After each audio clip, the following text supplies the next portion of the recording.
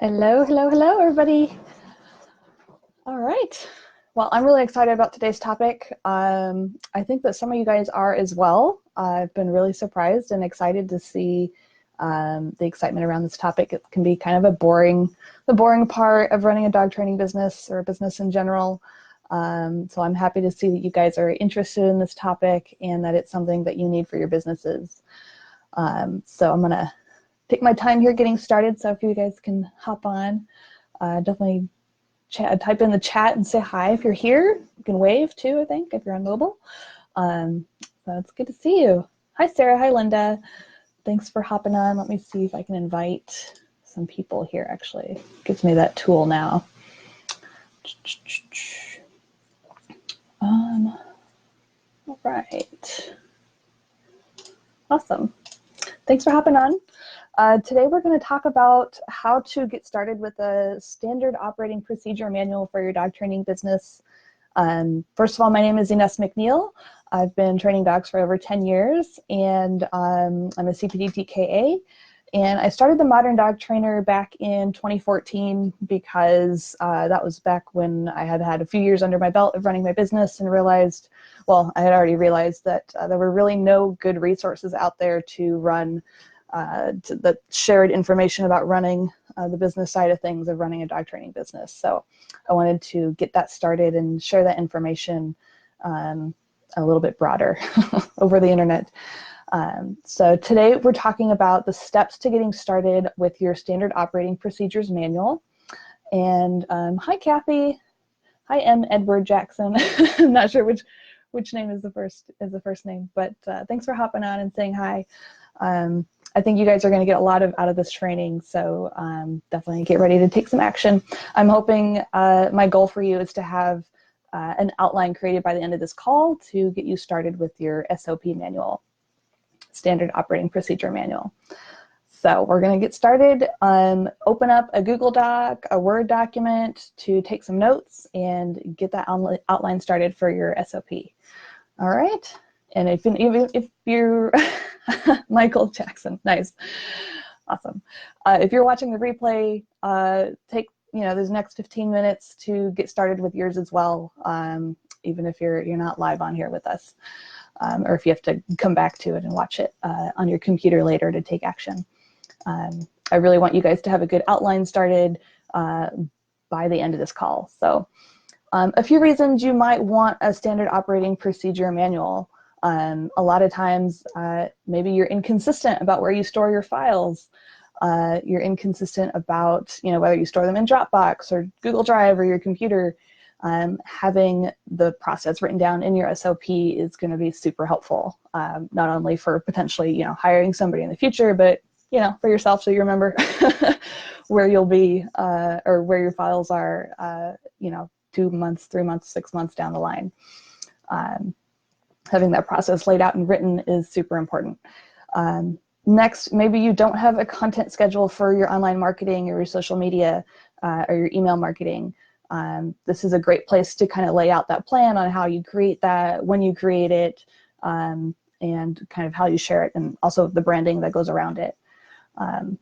Next, another reason you might want an SOP for your business, maybe your clients get overwhelmed with handouts when you first start working with them.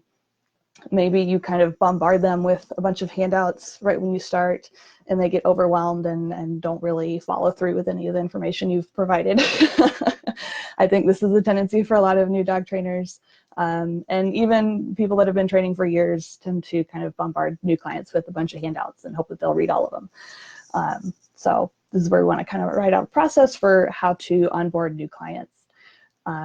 Another reason you might want an SOP is if you waste kind of a ton of time reinventing the wheel on how you run your business. You don't have scripts for how you talk to people over the phone. You don't have scripts for responding to emails.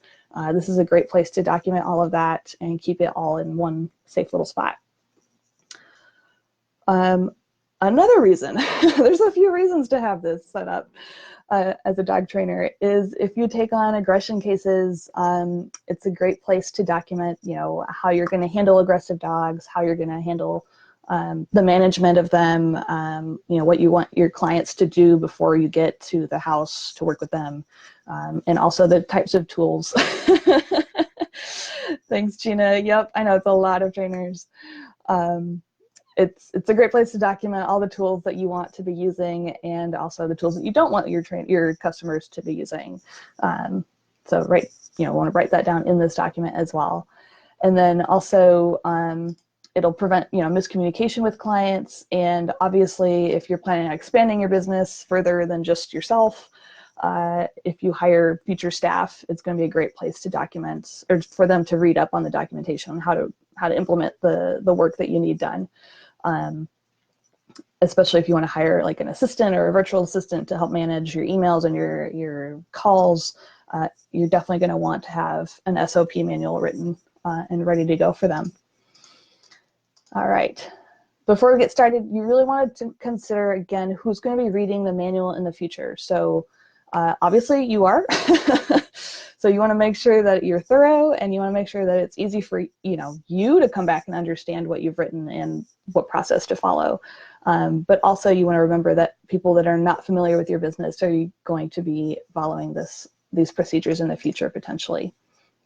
Even if you don't think you're going to hire somebody just yet, it's good to start getting things down on paper so that you're consistent across the board.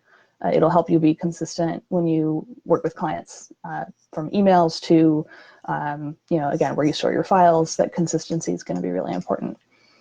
As far as how you're going to lay out the steps in this document, I would recommend starting out with bullet points, and then in the future, some situations like new client onboarding, you could probably lay out with flowcharts to visualize that process a little bit better. All right, so if you've got that Word document open, or a Google Doc is what I like to use these days, go ahead and start by just typing in a title page or a cover page.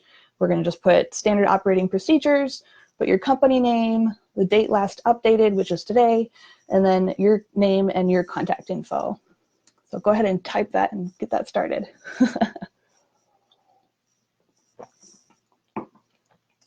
All right, so on the next page, you're going to want to start a table of contents, because this is going to get pretty hefty.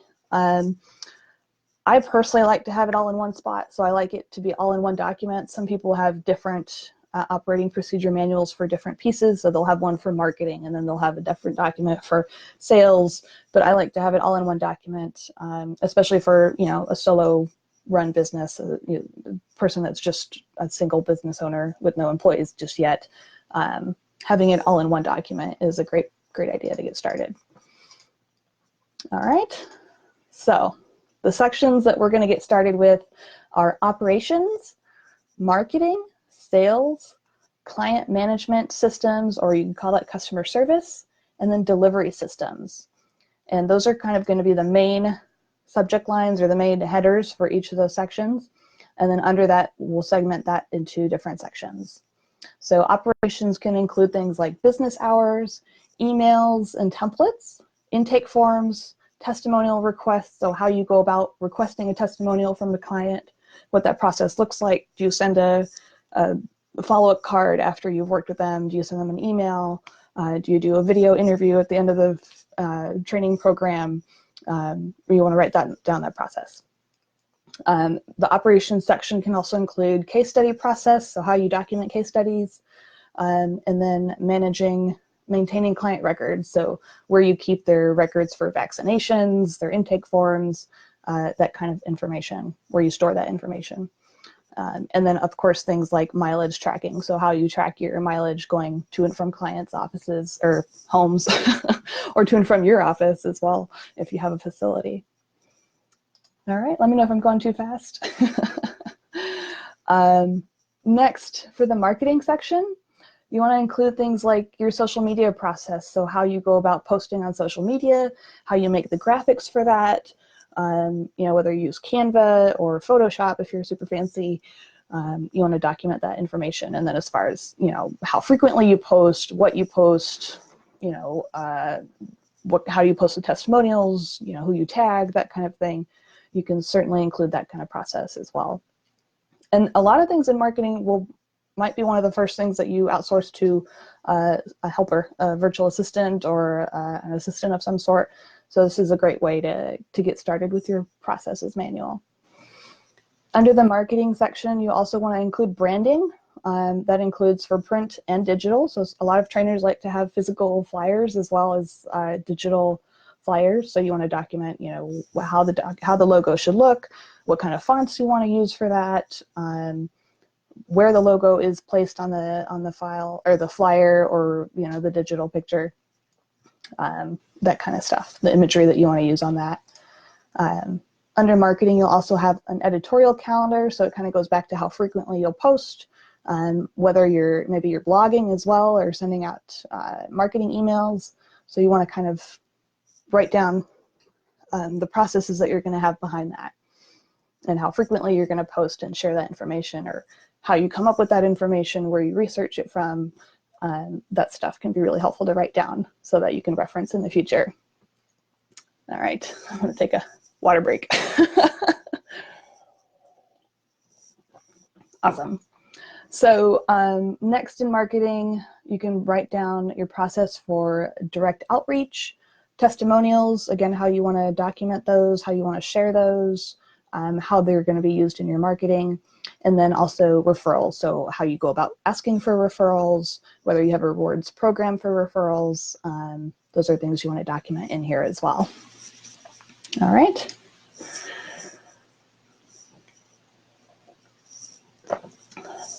Sweet. So the next section for sales, some things you can include in your sales processes here are your new client inquiry calls. So how you respond to new clients that call you. You want to have scripts written down, phone scripts. You want to put in maybe what kind of discounts you want to offer, and then also what your unique selling proposition is. So what makes you unique in the marketplace? Why would somebody want to hire you compared to other people? So have that written down and documented. So again, you can easily reference when you need it. If you need a refresher while you're on a sales call, you know exactly where to go, and you know exactly what to say. And then also lastly on sales, you want to write down your monthly and your quarterly goals and track your results there, how to document how to track results. So whether you're going for, a 50% conversion rate on sales calls, that kind of thing, you want to write that down in your processes manual so you remember. All right. Sweet. Okay, so the next section you want to start is client management systems or customer service.